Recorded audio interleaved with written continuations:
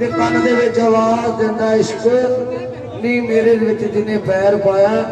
उन्होंने मैं जिवें कहा ना उसे तरह ही होया। ते सच्ची दे नाल हजरत इश्क गल करदा तवज्जो करो कि तैयार कर शेर सुना सा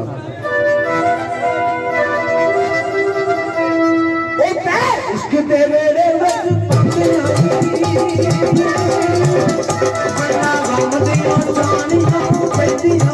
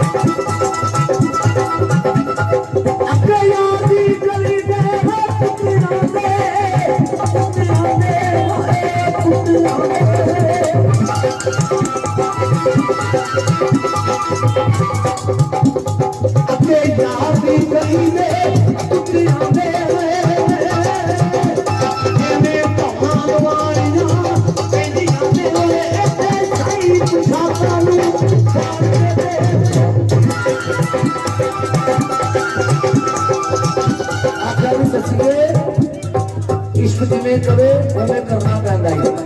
जे मेरे विच पैर पाए तो जरा सोच के पाई फिर केड़ी बात पैंदा इश्क